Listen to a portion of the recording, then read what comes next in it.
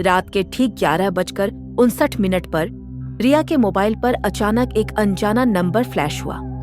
वो चौंक गई क्योंकि ये वही नंबर था जो पिछले साल उसकी सबसे अच्छी दोस्त आयुषी का था। लेकिन सच ये था कि आयुषी 1 साल पहले ही मर चुकी थी। रिया का हाथ कांपने लगा। कॉल बार बार आ रही थी। आखिरकार उसने हिम्मत करके रिसीव किया।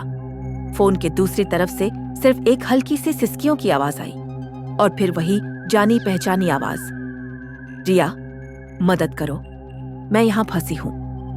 रिया के दिल की धड़कनें तेज हो गईं। उसने घड़ी की तरफ देखा। 12 बज चुके थे। वो डर और हैरानी के बीच थी, पर उसे लगा कि शायद कोई उसके साथ मजाक कर रहा है।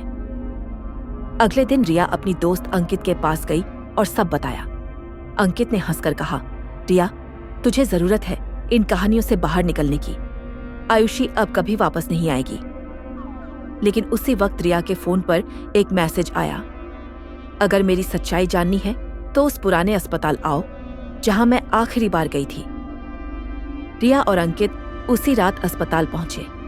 अंदर अंधेरा, टूटी खिड़कियां और जंग लगे स्ट्रेचर, सब कुछ सन्नाटा। लेकिन जैसे ही वो अंदर बढ़े, दीवार पर खून से लिखा हुआ दिखा, सच सामने है। अचानक अंकित के फोन की फ्लैशलाइट बंद हो गई। रिया अकेली अंधेरे में खड़ी थी।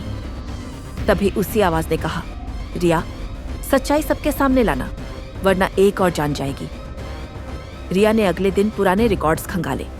पता चला कि आयुषी की मौत एक्सीडेंट नहीं थी, बल्कि एक मर्डर था और उसमें उसी अस्पताल के एक डॉक्टर का हाथ था।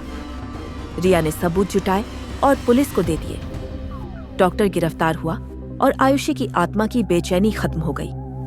उस रात रिया को आखिरी बार वही कॉल आया, धन्यवाद रिया, अब मैं शांति में हूं। कॉल कट गया और नंबर हमेशा के लिए डिस्कनेक्ट हो गया।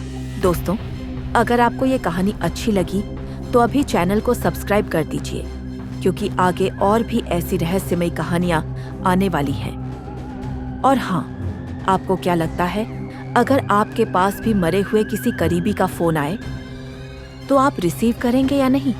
कमेंट में जरूर बताइए।